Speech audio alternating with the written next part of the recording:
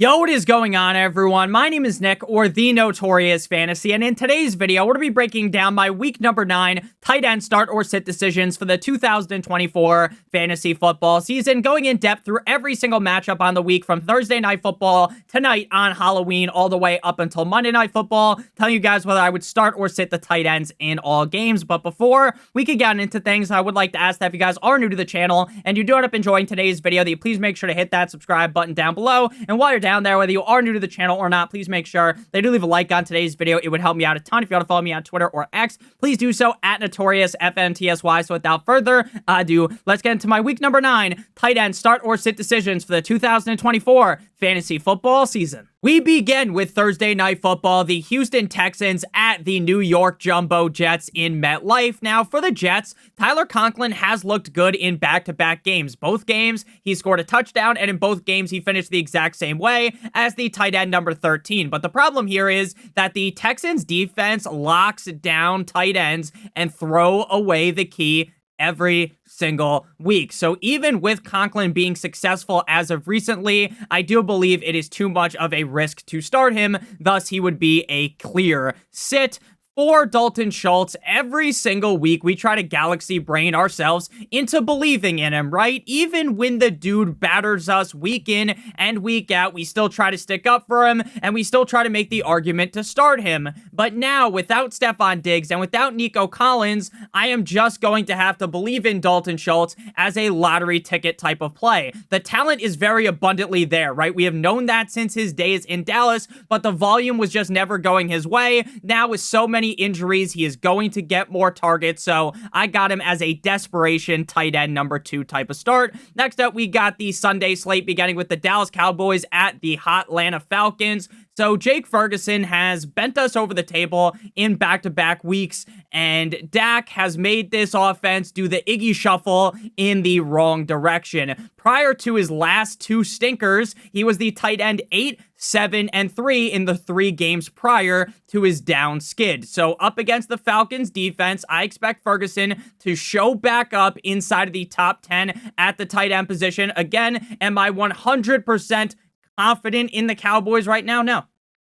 Why would you be? But the Cowboys typically struggle against great teams like the Lions, like the 49ers. But in my opinion, the Falcons aren't a great team. Are they a good team? Yes. Are the Falcons a team that are complete and utter pushovers? Of course not. But I do think this is the game where Ferguson gets back into the good faith of fantasy managers. So Kyle Pitts, after touting this guy last year, and he essentially shoved us into lockers, right? And then I tout him again this year, and all summer, Nick, you're a shit for brains. You can't draft Kyle Pitts. You know what he did to us last year. You know what he's been doing to us in the past. But I feel very vindicted by the great success of Kyle Pitts over the last few games. Last week, he was the tight end 2 in Tampa Bay, 4 receptions on 5 targets for 91 yards and 2 touchdowns. He was one of the tight ends that just dominated on National Tight End Day. And I get one of those touchdowns, in my opinion, and the opinion of most people, was that wasn't a touchdown, right? He pulled a Deshaun Jackson and dropped the ball before crossing the plane. But hey, they gave him the touchdown, so I'm not going to take it away from him. 4 straight games inside the top 13 has me feeling incredibly confident in Kyle Pitts as a top 8 tight end. Next up, we move to the Denver Broncos at the Baltimore Ravens. And when it comes to Mark Andrews, Mark Andrews, basically everyone across the globe turned their back on Mark Andrews, right? Because Mark Andrews was spit roasting us. But then, over the last 3 weeks, a complete and utter paradigm shift occurred because he's been a top 12 tight end in 3 straight games with 4 total touchdowns in that span. Now, the Broncos defense is typically good up against the tight end, so this could end up being a skid game for Mark Andrews, but Mark Andrews in the past was matchup proof. So I'm not going to panic too hard, and I still got him as a low-end tight end 1. For the Broncos, they have Lucas Krull and Adam Troutman, the Fishman, and they are both splitting duties at the tight end position weekly. 2 tight ends being used basically means you cannot start them, so I would sit them both. The only scenario where that isn't the case is in Baltimore. Next up, we move to the Miami Dolphins at the no one circles the wagons like the Buffalo Bills. Now, last time out up against Buffalo, Jonnu Smith was a large part of the game plan. Now, the game plan didn't really work because the Miami Dolphins got absolutely face-fucked by the Buffalo Bills, but hey, he was a big part of the game plan. Tight end 6 receptions on 7 targets for 53 yards. Now facing Buffalo again, he clearly has the upside as he's received 6 or more targets in 3 straight games. The Dolphins are normally terrible against the Buffalo Bills. The Dolphins normally get shit pumped by the Buffalo Bills, so I'm not going to sit here and fondle the nuts of Jonnu Smith, but what I will tell you is I do think that if you have to start him, if you're in a pickle like your name was Rick, he could be a fine tight end number 2 start. Dalton Kincaid has been a huge letdown in fantasy football. It's like when you showed up on Halloween to someone's house as a kid, right? You say trick or treat, and that cocksucker comes out and hands you some raisins. Now, I, for one, actually like raisins, but I came to your house to get some candy, buddy, so I am disappointed. Now, Kincaid will get 6 or more targets most weeks, and he should get you 10 points. But based upon how much hype I gave him in the summer, based upon how much hype everyone gave him in the summer, I am very disappointed. So Kincaid is in the low-end tight end 1 tier. Next up, we move to the New Orleans Saints at the Carolina Panthers. Now, Jatavion Colonel Sanders has been banged up, and that has led to Tommy Make That Ass Tremble getting more looks. But with Bryce Young under center, I think you just kind of want to duck and run here away from the tight end situation. For Taysom Hill, this is a guy with incredible upside. Any given game, he could be the tight end 1, but he could just as easily be the tight end 49, right? Because he's the only tight end in the National Football League that can throw the ball in the game, catch the ball, and run the ball, and it wouldn't be a shock to anyone at all. But the problem is why I don't feel confident in starting him is because he doesn't get a real reliable amount of touches. Some weeks it looks like he's the RB2. Other weeks he's not doing anything. So if you need that crazy upside and you want to play Taysom Hill, there is an argument to be made for it. But ultimately, with Derek Carr back in the fold, more than likely, I don't think that they're going to have him throwing the ball. So Taysom Hill, to me, is a sit. Next up, we move to Viva Las Vegas, the Las Vegas Raiders going up against the Cincinnati Bengals in Cincinnati. Now, I don't want to suck off Brock Bowers too hard, metaphorically, of course, but this dude, as a rookie, might be the best tight end in the National Football League. Even with the Raiders offense being more of a disaster than attempting to buy toilet paper during COVID, Bowers has been a top 5 tight end in 5 of 8 games. Now, last week wasn't his best game. It wasn't his best showing, tight end 18, but he still scored over 10 fantasy points and was 5 of 5 receiving for 58 yards. Against the Bengals defense that gets praised for zero reason, Bowers is going to swanton bomb Jeff Hardy style the Philadelphia Eagles, the Cincinnati Bengals as a top 3 tight end. Mike Gesicki last week, he showed up against the Eagles, right? He was 7 of 8 for 73 yards. Give him a nice round of applause. I love my boy Mike Licky on my Gesicki. But with him being a sub 50% snap guy in a majority of games due to the usage of Eric All, you can't believe in Gesicki after one halfway decent game. So don't believe the hype. I'm gonna sit him. Next up, we move to the Los Angeles Chargers at the Cleveland Browns. If you guys have enjoyed today's video thus far, hit that subscribe button like it owes you money. Leave a like on today's video. It would help me out a ton. Now, Will Dissly is questionable with the shoulder injury and missed practice on Wednesday. He has seen 7 or more targets in back-to-back games, but with the virtually 0 touchdown upside in the Chargers offense, and if them running to run the ball at such a high clip, I think you're getting too cute if you play Will Dissly. With Jameis Winston under center, David Njoku has me feeling nicey. I feel great about Njoku. 3 straight games with 7 or more targets, and he scored a touchdown in both games with famous Jameis Winston as the QB1. Njoku has always been a talented guy, but Watson was holding him back, right? The upside was always capped by the quarterback play, so with the Browns fully unleashing Jameis Winston as the guy, then that does lead to the chief David Njoku moving up into being a clear top 6 option. Again, I was off of Njoku all summer. I was wrong because I thought with Deshaun Watson under center, it was going to be a sinking ship for David Njoku. I just didn't think that Deshaun Watson was going to tear his Achilles and be out for the season because honestly, if David Njoku was stuck with Jameis Winston, sure, you'd be starting him, but you would not feel confident at all. Next up, we move to the left. Hands up. Who are we? The Commanders at the New York Football Giants. Now, if you are someone that's just looking for a consistent 8 to 12 fantasy points, then Ertz is very good for that, right? Ertz has been a top 12 tight end in 3 straight games, so I might need to give him a little bit more credit than I just gave him. But up against the Giants here, we do have a good matchup on paper for Ertz to finish inside the top 12 for which would be the 4th game in a row. But with me liking the other guys on the fringe top 12 range a little bit more, Ertz is like the tight end 13 or 14, but he is still a good start. Now, I say this basically every single week about Theo Johnson, but he is way better than the fantasy production that he puts up, right? You watch him on the field, he looks like a great player. His biggest problem is that Daniel Jones sucks more than attempting to get a massage in the mall when they just have those chairs out and you just go there and some lady rubs you down and it's not even fun like you're Deshaun Watson, so it just doesn't feel that good, right? Plus, he just isn't an integral piece in the offense. So Daniel Jones fucking sucks, and the offense doesn't try to push him into being a reliable piece.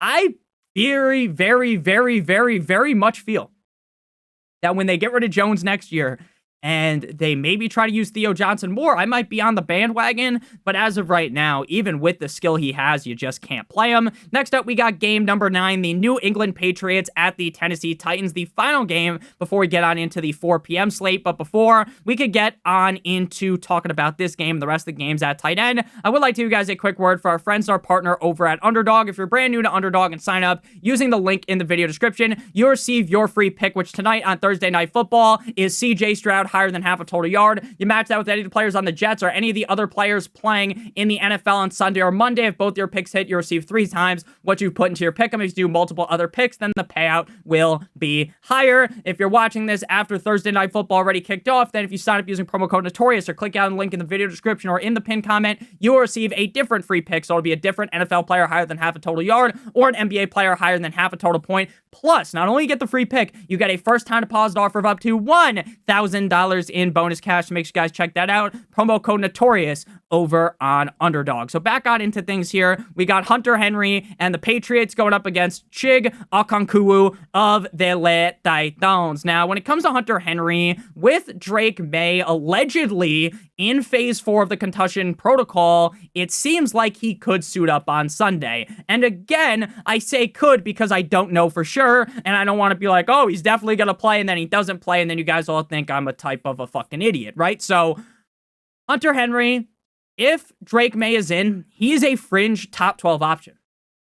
Drake May has completely flipped the value of Hunter Henry upside down like Will Smith's world, right? And it's looking very nice with May. But with Jacoby Brissett, he's got to go lower. And honestly, if you have him, I would consider sitting him if Jacoby plays. Now, without D-Hop, Chig should be able to get a couple more targets per game. But with the quarterback play being so bottom of the barrel, like so gross, Chig belongs on the waivers. Moving to the 4 p.m. slate, beginning with the Chicago Bears at the Arizona Cardinals. We got Trey McBride for the Cardinals, and as a Dolphins fan, this dude made me want to dolphin dive off my roof as he was constantly wide open against my favorite team. Now, as a McBride truther, as someone that gave him the Sukalemink special all summer, it was awesome to see that he was the tight end 5, but it did hurt me deep down as a Dolphins fan. I'm wearing my Fins sweatshirt as we're speaking right now. Tight end 5 in Miami, 9 receptions on 11 targets for 124 yards.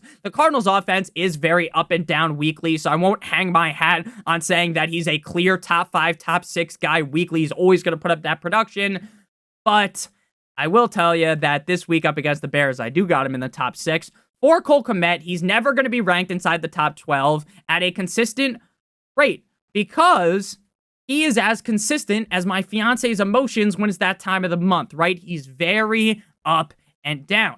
Ultimately, the upside is there, but he has just 2 games inside of the top 12, and the rest are outside of the top 16. Now, he has had very big performances, but the rest are leaving you with a lot more of just kind of, hey, I wish he did more. Against the Cardinals, the upside is there, but with the ceiling being the basement, it does leave him in the high-end tight end 2 range. Next up, we got the Jacksonville Jaguars at the Philadelphia Eagles. Now, Grant Calcaterra should be the starting tight end, as it does appear unlikely for the Eagles that Dallas Goedert returns. And Grant was the tight end 22, up against the Bengals in Cincinnati. Now, he's a fine tight end. I'm not going to sit here and say that the guy's the second coming of Rob Gronkowski, but he's fine. But when you have Saquon Barkley, A.J. Brown, Devontae Smith, and Jalen Hurts, Calcaterra is so far down the totem pole in terms of the target hierarchy, in terms of the usage hierarchy,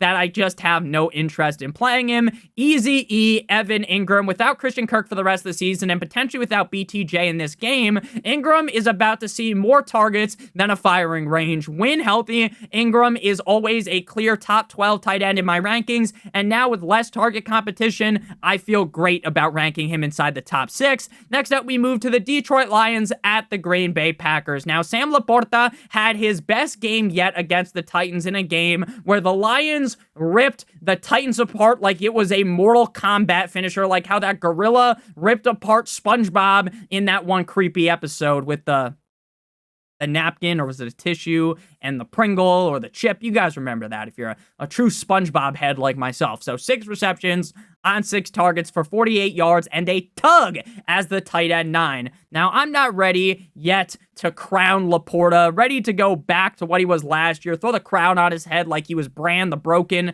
but you drafted Laporta to be a top 5 tight end, so you're kind of stuck like glue, when it comes to starting him. Hopefully, the consistency starts to come his way, but with that not being the case, he's more of a low-end tight end 1 in the tight end 9 to 12 range.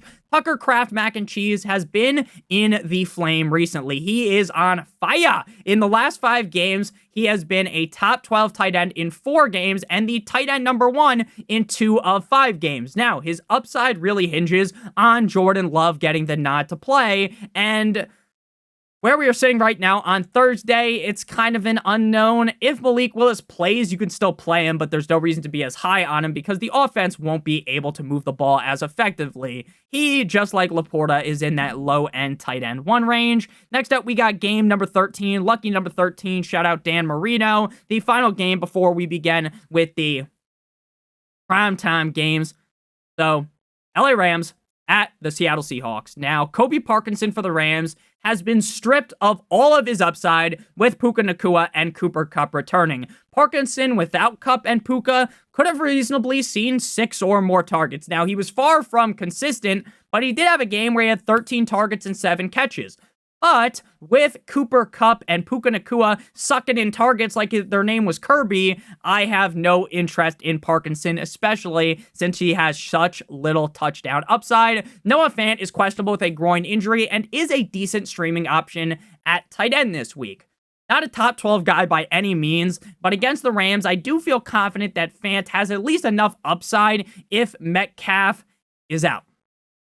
Now, if Metcalf is in, it does devalue Fant. You could still start him because he could still get 4 to 6 targets, but I'm not really gonna, I don't know what's happening in my voice. I'm not really going to, it's just gone now. I don't know what the fuck just happened. My voice sounded a little bit weird. Maybe it didn't, and it was just all in my head. But what I was saying is, Noah Fant, to me, I like him way better without DK Metcalf, and I think you would as well, but he's still okay if Metcalf plays. Again, not a guy anyone's puffing up their chest, banging their chest like King Kong on the top of New York, right? I'm not going to pretend to do that for Mr. Fant. Next up, we got the "'cause you waited all day for Sunday night," the Indianapolis Colts. This is our Colts. This is our team. We bleed blue at the cold like Minnesota Vikings. So head coach Kevin O'Connell, KOC, says he believes TJ Hawkinson is ready to play. He's as good. This is what he said. Again, this is not straight from the horse's mouth here, even though I think that's like a weird saying. He's as good as he's really looked since we've gotten him here. What does that mean? I guess it means he looks healthy, right? He's as good as he's looked since we've gotten him here. I assume he's going to be out of snap count coming from an injury. So that kind of makes him far from a must start, but with how talented Hockenson is, he is worthy of a high upside deep shot from the moon as a tight end too. Mo Money, Mo Cox, Mo Alley Cox. He's not in a two-headed tight end room. Nah, this tight end room has 3 heads. Mo Money, Mo Cox, Kylan Granson, and Drew Ogletree. Anytime there's a double-headed tight end room, you're a little bit worried, right? You're not really that confident in the player.